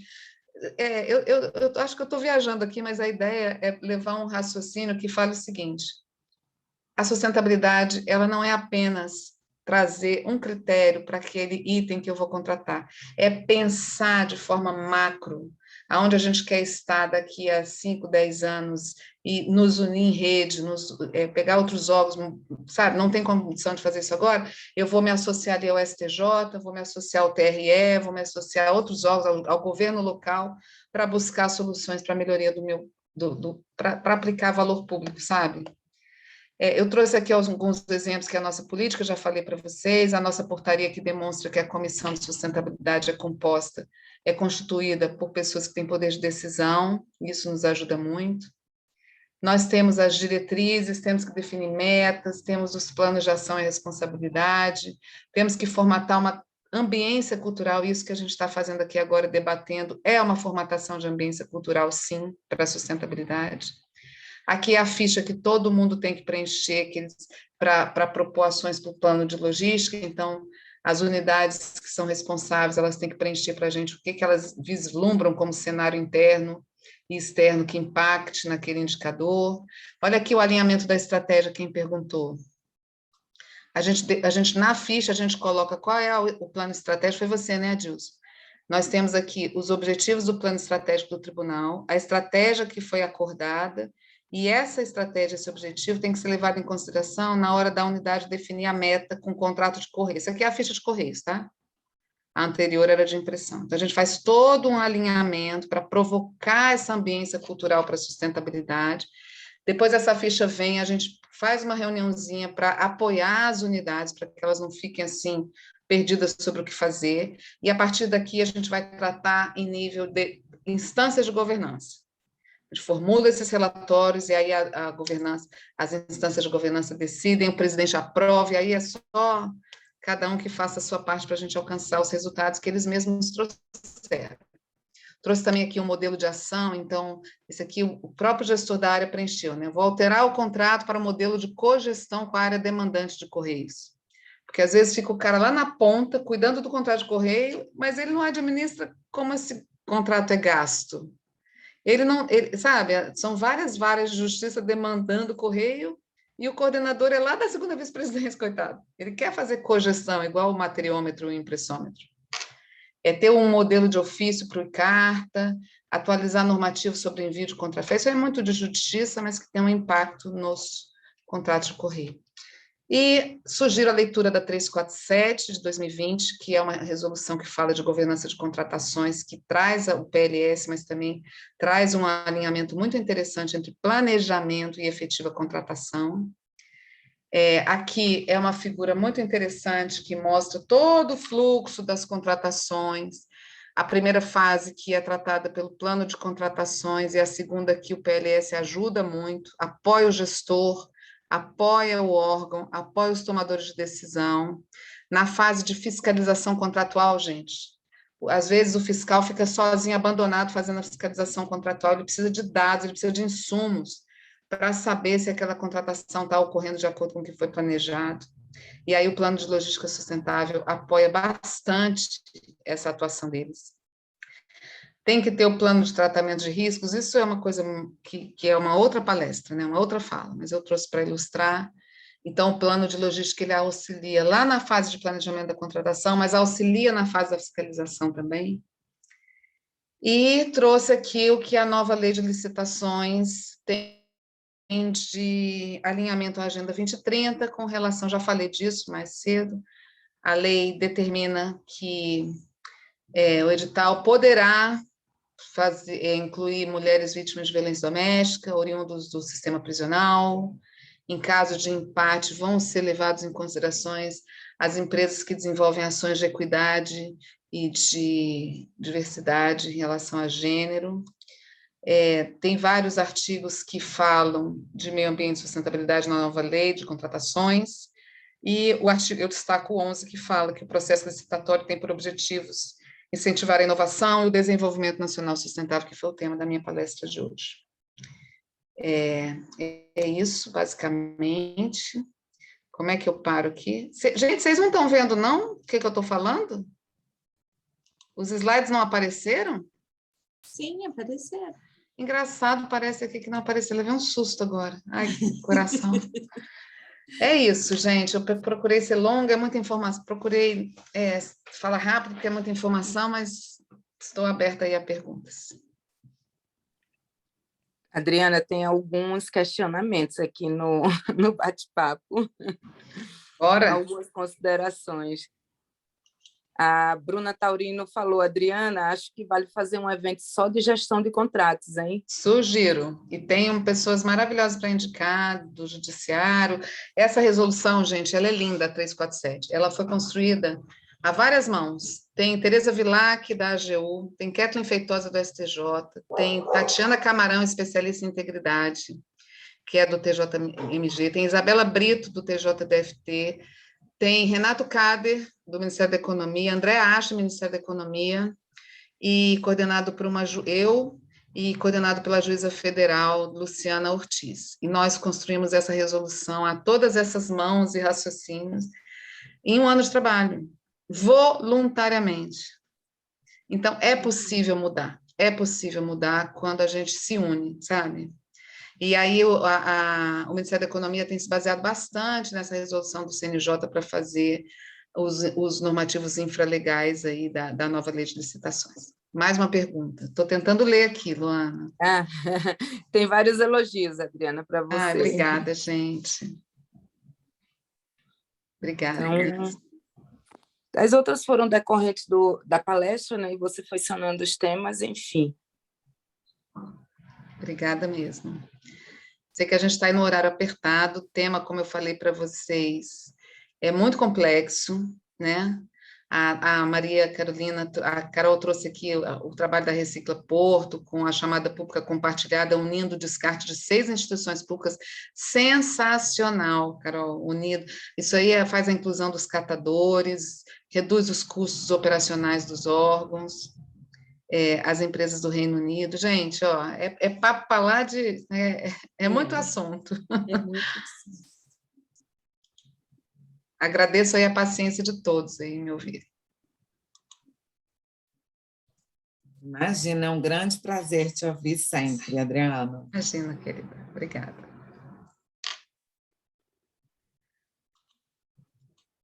Adriana, você sabe que quando a gente fala sobre sustentabilidade, a gente sempre se remete e fica pensando muito no meio ambiente, o que é sustentável ambiental, parará. Mas a gente esquece que a gente tem que começar dentro do nosso ambiente corporativo, né?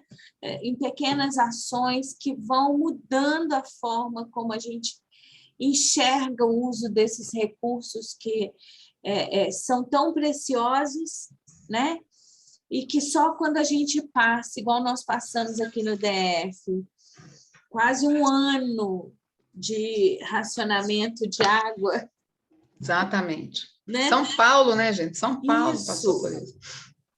Então, assim, é muito importante. E a gente precisa fazer disso uma prática, um bom hábito, né? E a educação realmente começa em casa, né? Mas, assim, a gente sabe que isso é custoso, que é difícil implantar uma coleta seletiva. Eu já estive atendendo um órgão que implantou, lindo e maravilhoso, e aí, num dia que a gente ficou até mais tarde em reunião, na hora que estávamos saindo, o pessoal da limpeza estava passando e recolhendo a coleta seletiva do andar, só que ele chegava lá na área de escada, virava, abria o saco e misturava tudo. Então, não adianta nada, porque assim, quem faz precisa entender a motivação. Sim. não tem que achar que é só mais um esforço, que é só para ampliar o trabalho dele, ter que carregar 4 sacos diferentes, né? Precisa perceber isso, né? Precisa enxergar a curva de economia, a curva de retorno ambiental disso tudo, para não só ele, mas para as gerações futuras. Né? A resolução 400 do CNJ, ela traz também a sustentabilidade cultural, além dos pilares que eu trouxe. E é isso que você acabou de falar. É a tal da ambiência cultural pró-sustentabilidade, que envolve todos os atores desse processo. Isso mesmo. É muito bom. Eu adoro. Meu marido é gestor ambiental, e assim, na época em que ele começou a estudar sobre isso, 1993, 94, eu às vezes sentava e lia, e eu ficava encantada com uma série de coisas, e achava que assim, realmente o Brasil estava caminhando. E depois a gente percebeu alguns retrocessos, depois alguns avanços, outros retrocessos, né? A gente, às vezes, dá 2, 3 passos para frente, dá 2, 3 passos para trás em algumas coisas, mas a gente não pode desistir, né?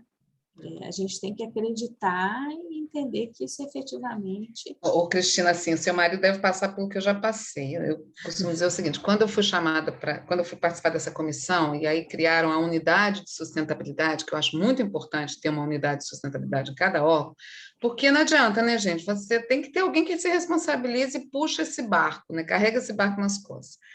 Eu ouvia piadinhas do tipo, ai, que legal, te nomearam para você ensinar a gente a abraçar a árvore. Ai, que inveja, eu queria tanto estar no seu lugar. E eu falava assim, gente, que bom, abraçar a árvore é maravilhoso. Mas, naquele momento, a gente tinha uma previsão, né, uma previsibilidade que o Brasil ia passar por uma crise hídrica em 20 anos.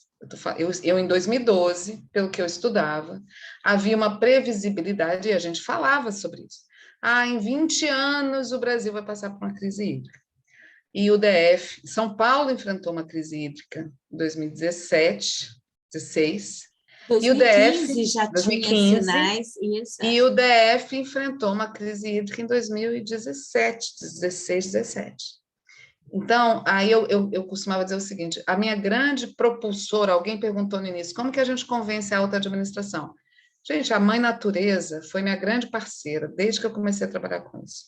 E a gente está vendo as catástrofes naturais, a gente agora está vivenciando novamente o problema das catástrofes naturais, infelizmente em Capitólio, essa tragédia recente, essas chuvas no sul da Bahia. Não dá, não é uma questão de optar, eu vou optar, vou ser gente boa, eu vou optar em ser sustentável. Não dá mais, não é uma opção. Além de ser uma obrigatoriedade legal do Estado, nós temos acordos internacionais, temos a Agenda 2030 a cumprir, temos essa estratégia do desenvolvimento nacional, que vale a pena a leitura também, que ela está cheia de indicador a cumprir, temos outros acordos internacionais que a gente tem que cumprir, e temos as gerações futuras, que é o nosso papel cuidar. Não se trata mais de falar assim, é opcional, vou pensar aqui em fazer uma contratação sustentável. Não é uma opção, gente, é uma obrigação. E a contratação sustentável, o Estado fazendo contratações efetivamente sustentáveis, ele muda o mercado. Isso aconteceu na Coreia, aconteceu na Inglaterra, aconteceu em Portugal e na Alemanha. A gente tem que fazer a mesma coisa aqui com o nosso poder de compra. Agora, dá trabalho? Dá. Mas é um trabalho que traz um fruto tão maravilhoso, né? Que faz tanto sentido, que tem um propósito, é imbuído de tanto propósito, né? Que dá trabalho, gente, não é simples, mas tem que fazer, e é muito gostoso ver os resultados disso, sabe? Isso eu falo, assim, eu sou muito feliz de ver esses resultados todos que eu trouxe para vocês, eu tenho resultados de outros órgãos, está aí a Carol rindo, né, com a rede Recicla Porto, a rede Maranhão também, que eu vou elogiar, a rede Pernambuco, de outra colega Sinara queridíssima, a rede Paraná. O Paraná tem uma rede, gente, para lá de 30 órgãos. A Gisele, que coordena essa rede, é sensacional a rede Paraná, que extrapola executivo, judiciário, é uma rede enorme, eles são extremamente atuantes. Então, fica aí também uma boa prática, que é buscar trabalhar em rede, saber o que outros órgãos do seu estado, do seu município estão fazendo pela sustentabilidade, porque às vezes a gente não tem o apoio interno, né? Às vezes é uma gestão que não está dando o apoio interno, vamos atrás do apoio externo, vamos atrás do apoio das redes, vamos buscar essa pressão externa para fazer acontecer. Fica outra dica. Acho que eu já me estendi no tempo, estou aqui preocupada com o meu horário.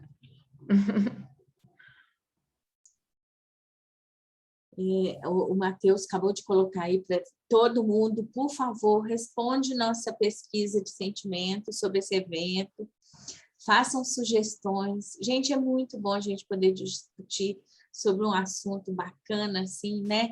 Adilson, que prazer te receber aqui. Nosso parceiro que sempre apoia o PMI-DF nos eventos que a gente realiza. Gente, eu só tenho a agradecer, Luana, pela dedicação, parceria de estar aqui com a gente, né? Rafa, Ariela, Matheus, ação voluntária, isso muda o mundo, né?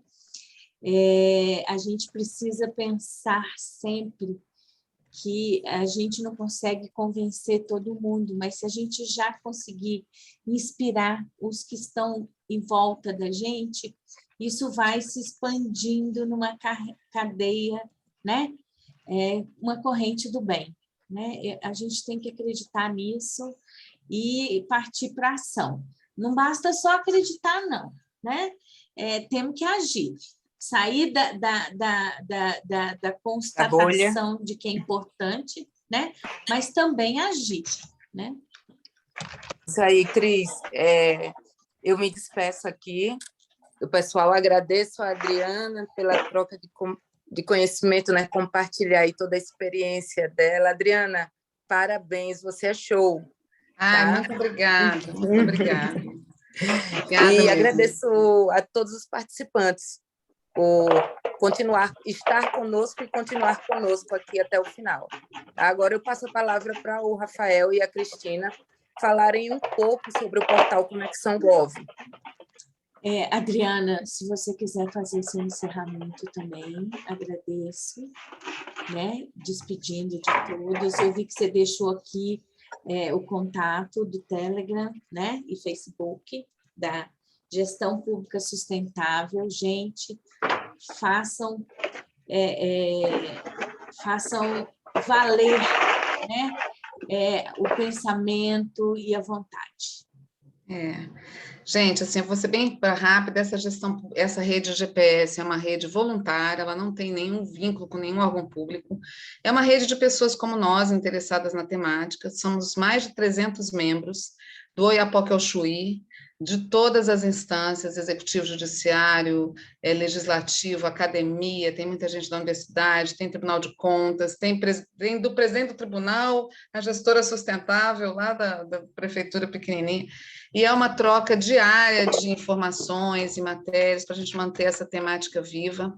Eu vou colocar aqui o meu celular, podem me ligar, podem mandar mensagem se vocês tiverem interesse em participar da rede. É uma rede que, por ser voluntária, a gente não tem controle sobre os horários, então, às vezes, tem que estar disposto a receber mensagem domingo, sabe? Porque o pessoal se empolga, vê uma coisa legal, mas não precisa interagir, obviamente. Mas a gente só trata de sustentabilidade, contratações sustentáveis, equidade, diversidade, inclusão. Inclusão tem uma outra rede, quem tiver interesse também, tem uma outra rede nacional e pública e voluntária só sobre inclusão, então é bem legal, tá bom? Muito bom. Obrigada aí pela paciência mais uma vez, e é um prazer estar aqui. Adriana, já vi que vamos te convidar várias vezes. Vamos voltar no assunto contratação, porque, assim, na nossa plataforma Conexão Gov, que é uma plataforma que o PMI, os 4 capítulos, lançaram ano passado, para que a gente conseguisse levar, né, conhecimento para os municípios, de forma que eles conseguissem se capacitar e buscar conhecimentos diversificados, né, na área de projetos, gestão, liderança, sustentabilidade, equidade. É uma cadeia de boas vontades, né? Exatamente. Muito obrigada. Rafa, com você. Valeu, Cris. Obrigado. Boa noite a todos. Obrigado, Adriana, pela belíssima apresentação, muito elucidativa, né? Já tinha criado essa autoexpectativa no dia de ontem, quando a gente estava fazendo aqueles últimos alinhamentos. Parabéns.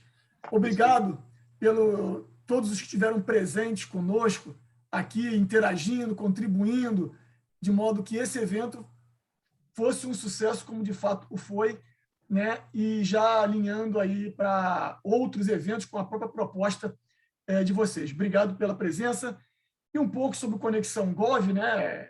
Alguns devem ter se inscrito já pelo Conexão Gov, né? Porque a inscrição também estava disponível por lá. Né? É uma plataforma muito interessante que ela visa ao compartilhamento, troca de experiências e melhores práticas em atividades de gerenciamento de projetos no setor público, mas também muito interessante para aqueles que não estão afetos ao setor público, mas querem se interessar sobre o tema e podem aplicar em si nas diversas áreas. Né? Acabamos de receber aqui a aprovação do nosso capítulo aqui do Rio Grande do Sul, já adiantando aí um spoiler, em final de março, nós vamos fazer uma apresentação sobre Conexão Gov, já havia mais ou menos adiantado para os outros nossos capítulos parceiros, né? EDF, Ceará e Sergipe. Vai ser bem legal, mas, de qualquer maneira, instigo, né? Fomento a curiosidade de cada um presente de lá, conhecer o nosso Conexão Gov, já tem muita coisa interessante, e é uma plataforma que nós vamos, de uma maneira muito colaborativa, colocando mais informações, capacitações, muita coisa legal para vir por aí, por meio da Conexão Gov. Tá? Mais uma vez, Adriana, obrigado por estar conosco, de apresentar essa belíssima experiência do TJDFT. Obrigado, Cris, obrigado, Matheus, obrigado a todos os presentes.